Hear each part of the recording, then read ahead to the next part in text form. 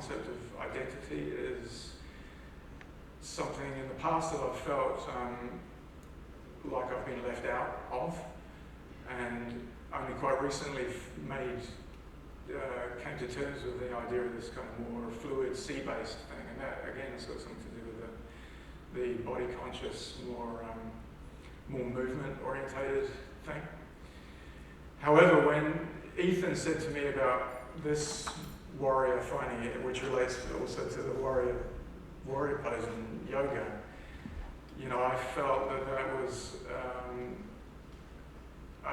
going back to the thing of Xavier lying dead in the grass of the Dean Stanley. I felt like this was an opportunity to re-emerge, and it's fulfilling, really exciting for me to see Xavier doing that thing like that and looking so vital. And vitality was a really big part of the what we talked about on the Deadlands through all departments, but especially during the training. And one of the things that Josh Randall, our trainer, was really kind of in awe of, this mixed martial artist dude. He was really in awe of the way that the Maori actors were able to change their bodies in a way that, in his experience, he hasn't found that before. In a very short space of time, these guys went from a very high level of, varied level, but a lot of the guys were at a very high level already, and their scientific results showed that they could go to an incredible another level within a very short space of time. So this kind of idea of a vitality was very present. So to, a very long-winded way to answer your question, man, I think something to do with the way my voice has changed over the last decade is to reject some of the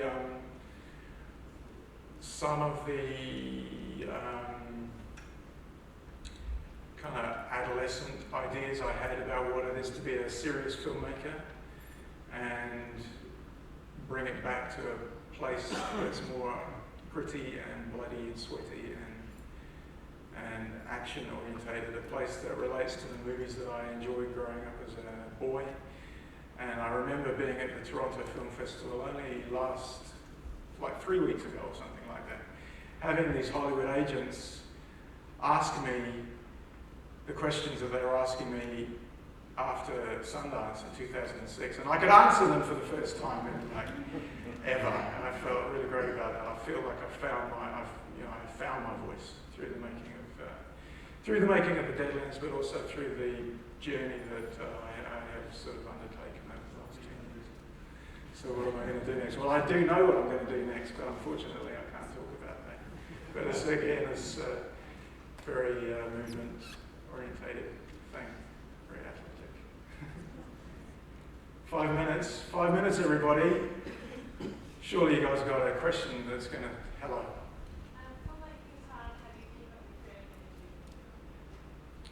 Filmmaking is hard. How do you keep up your creative energy? Are you talking about the shoot, or are you talking about everything? So filmmaking is hard. It is really hard to keep up your creative energy. One of the ways that I have learned over the last decade to keep up my energy is by taking a hell of a lot better care of myself than I did. Eating right is really important to me. And as I said about the shoot with the Deadlands, it was such a fantastic time because we had such amazing food. Sarah Backhouse-Smith, who was our unit manager, who's like one of the unsung heroes, she should get an Oscar for her work delivering the morning tea, because we did this sort of full paleo diet thing where there's no biscuits or anything like that. In fact, when Lisa Chatfield from the New Zealand Film Commission turned up on set, very kindly she brought back a lollipops, and nobody wanted that stuff. In fact, we tried to give a lollipop to Waitangi Corker. It became a joke with us to try to get Waitangi to eat a lollipop, and he was like, no, we're going to break it up and put it in his didn't work. Finding the right juice bar is really important. I found a fantastic juice bar in Soho in London when I was there. The juice well. If anybody happens to be doing post-production in solo, I highly recommend it. And stuff like that. Yoga, I try to get as much exercise as I can. Sleep. And also, in a more sort of thoughtful kind of way, I try not to worry about it too much. I remember earlier when I was more naive, I had this idea of the creative artist as being this sort of self-destructive, really sort of kind of a guy. And I've really decided to reject that over the last few years. And I want to be able to tell the stories that I want to be able to tell for a lot longer than I would do if I wasn't taking care of myself. So that is the answer to that. Yes. As a director, it can be easy to be pulled in a number of different directions by the producer or whatever. How do you stay in yourself? What tricks or techniques do you have to stay in what you know as your vision? Thank you.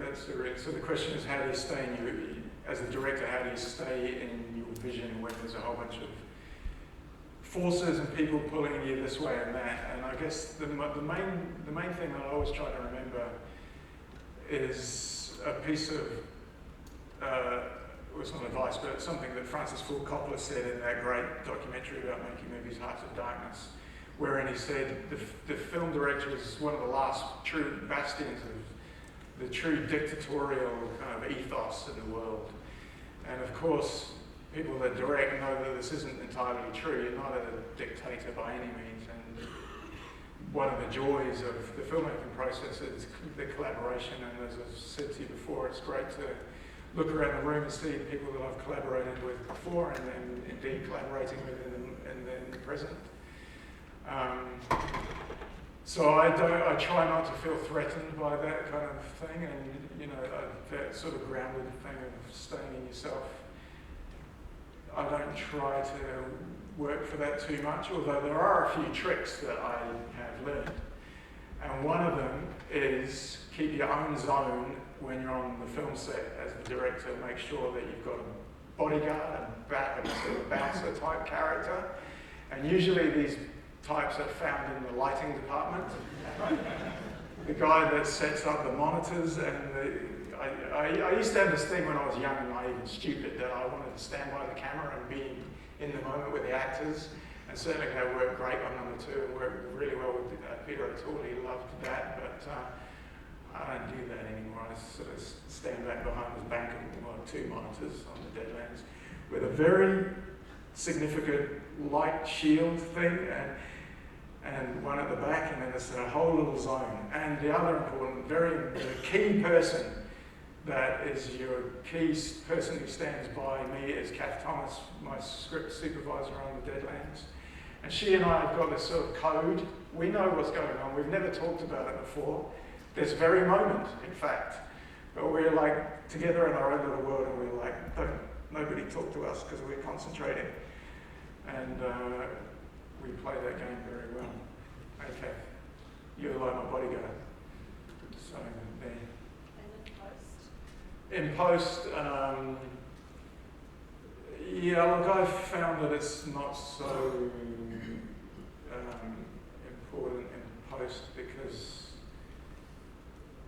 you have the time, I guess. I think part of the reason that I kind of protect my space a bit more on the film set is because actually one of the things that I'm really great about is kind of sticking to schedule and keeping an eye on the time, speaking of which.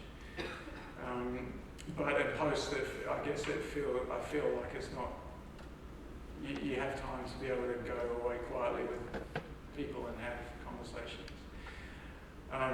Really important for that sort of sticking to your vision thing is communication with other people, which kind of is totally the opposite of what I just was talking about with Kat. But I don't think I could be in that little tent if I also didn't make the effort to go out of that tent at various points during the day and communicate to other people, what is going on today. But the time and the place for those conversations is really important to me. Speaking of time, Roseanne's leaving out of her seat. This is all we've got. This is all we've got time for. Toa, are you going to be around at lunch? I am going to be around at lunch. Yes, I am going to be around at lunch. Thanks so much for